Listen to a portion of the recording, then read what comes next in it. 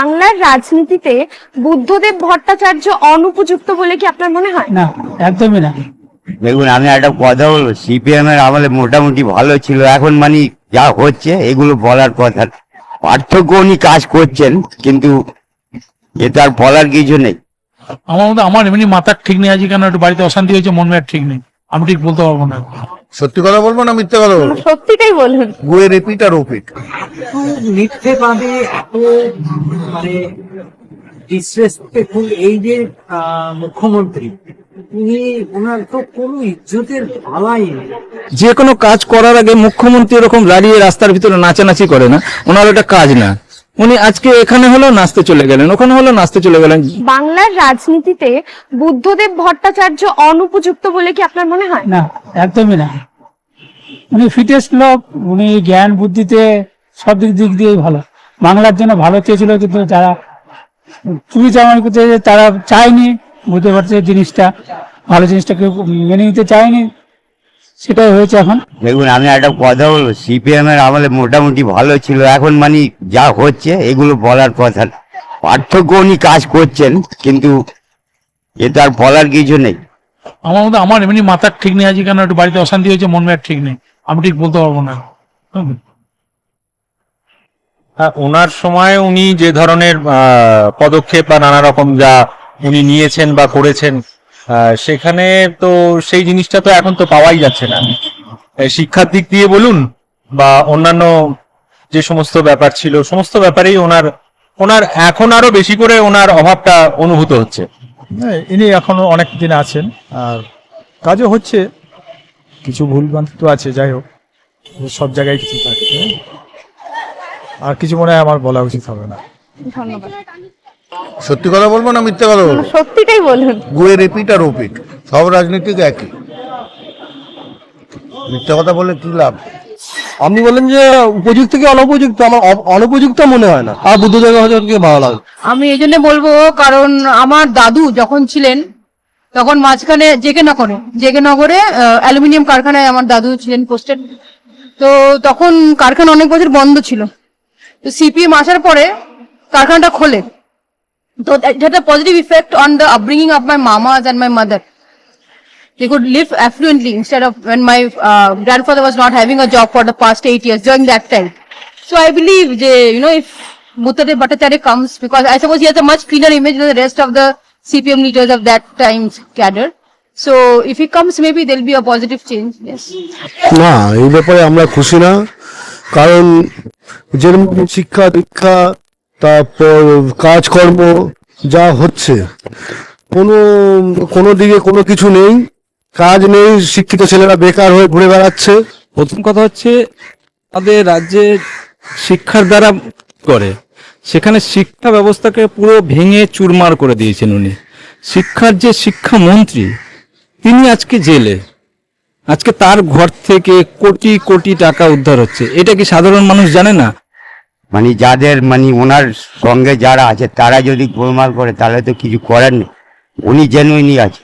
হ্যাঁ, আর বুদ্ধদেব ভট্টাচার্যকে তাহলে উনি তো আমায় ছিল, সাদা সিধা লোক ছিল, কিন্তু ওনাকে কেউ সাহায্য করতেও পারেনি, দাঁড়াতে পারেনি। তাহলে উনি কি রাজনীতি করার মতন মানুষ ছিল, নয়? ভালো ছিল, কিন্তু ওনার পাশে যদি না থাকে কিছু করার নেই। এইটাই আমার কথা। ধন্যবাদ। পার্থক্য খুব একটা নেই, এমনি ঠিকই আছে। কোন রকম দুজনেই দুজনের মতো করে তারা চালাচ্ছে, এবং দুজনেই সফলতার সাথেই তাদের সরকারের সময়টা মেয়াদ উত্তীর্ণ করেছে। আমি তো মনে করি দুজনেই সফল রাজনৈতিক দিক দিয়ে, কাউকেই তো কম বলা যাবে না। আজকে ভোটের আগে মমতা ব্যানার্জি কি বলেছিলেন? যে বলেছিলেন আজকে 294টা আসনে আমি প্রার্থী, আজকে যা হবে সেটা আমাকেই বলবেন। আজকে পরপর সব তৃণমূলের মন্ত্রী নেতারা সব জেলে বসে আছে, তার মানে এখন উনি পদত্যাগ করা উচিত না? ওনার পদত্যাগ করা উচিত। আজকে শিক্ষার মান কোথায় নেমে গেছে? আজকে আগের যে সরকার ছিল তার দিয়ে এখন আকাশ পাতাল তফাৎ।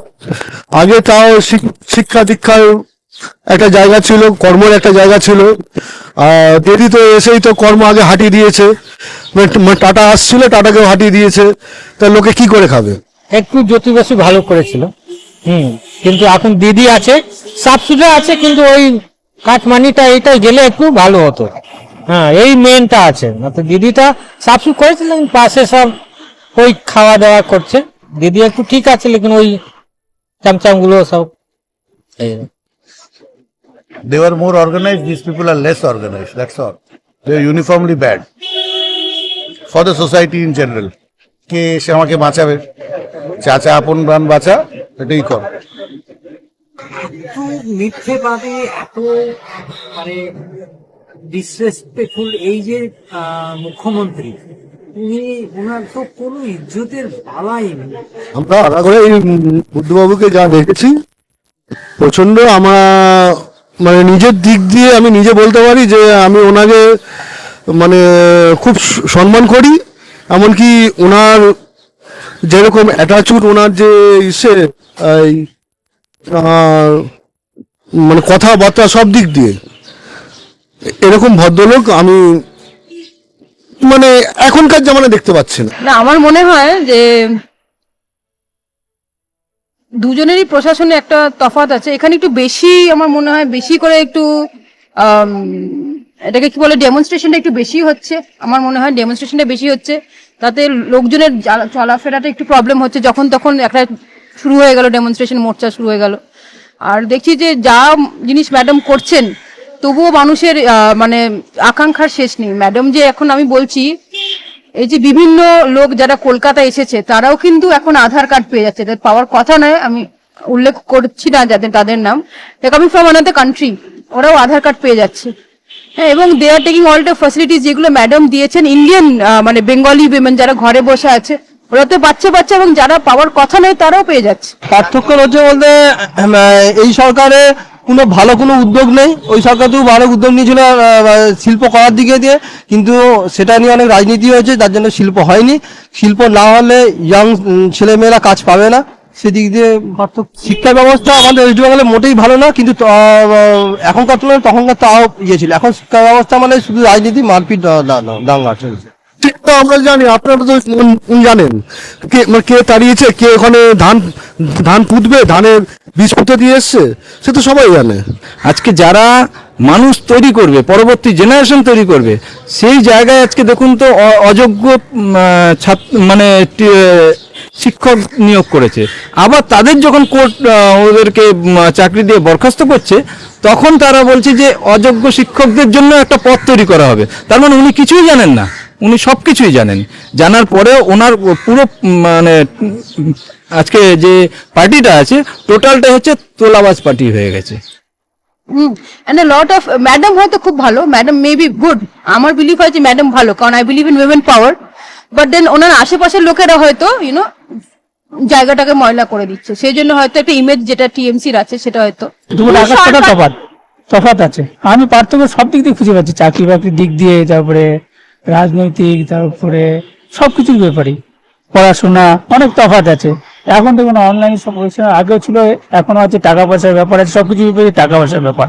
পড়াশোনার দিক দিয়ে সেই কোনো কিছুই নেই, ঠিক আছে। এই যে সব নিয়োগ হয়েছে দেখুন, সব দুর্নীতি, কেউ পড়াশোনা যায় না, সাদা খাতায় সবাই জমা দিয়েছে, ঠিক আছে।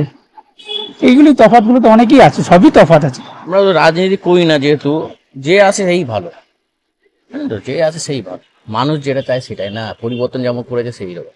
আপনি দেখুন স্বাস্থ্যসাথী, প্রথমে বলি স্বাস্থ্যসাথী কার্ড নিয়ে আপনি যে কোনো প্রাইভেট হসপিটালে যান, আপনি সরকারি হসপিটালে এমনি আপনি ছাড় পাচ্ছেন, কিন্তু প্রাইভেট হসপিটালে যান যে তখন দেখবেন যে অর্ধেক আপনাকে টাল বাহানা করবে, ডাইরেক্ট কিন্তু বলবে না যেটা হচ্ছে না ওটা হচ্ছে না, আপনাকে টাল বাহানা করবে। আপনি কতবার দৌড়াবেন, আপনি অসুস্থ লোক নিয়ে কতবার দৌড়াবেন, আপনি ঠিক মতন কার্ডটাকে ইউজ করতে পারবেন না। ওটা তো জাস্ট আপনাকে একটা স্বপ্ন দেখিয়েছে, ওটা স্বপ্নটা চলবে 5 বছর, টেনে নিয়ে গেল গরিব মানুষদের। আর তারপরে আজকে বলুন কন্যাশ্রী, যুবশ্রী, হ্যাঁ কত শ্রী বার করেছে, মানে মানুষকে বোকা বানানো। আজকে 500 টাকার লক্ষ্মীর ভান্ডার, আপনি বলুন তো 500 টাকা আজকে প্রত্যেক দিনের খরচা মানুষের, আজকে 500 টাকা দেখিয়ে লোভ দেখিয়ে আজকে কি অবস্থা রাজ্যটাকে করে দিয়েছে। মা বোনদের বোকা বানিয়ে আজকে রাজ্যটা চলছে। যথেষ্ট ভালো এবং ভদ্রস্থ পরিবার থেকে আসা একজন কবি ব্যক্তি, ওনার এগেনস্টে আমাদের মানে যত এখন কম বলা যায় আর কি, মানে ওনাকে তো তখন বুঝতে পারেনি কেউ, এখন বুঝতে পারছে। কিন্তু এই যে নৈরাজ্য চলছে, এই নৈরাজ্যের জন্য এখন আর ওনার জায়গাটাকে ফোকাস করা যাচ্ছে না আর কি।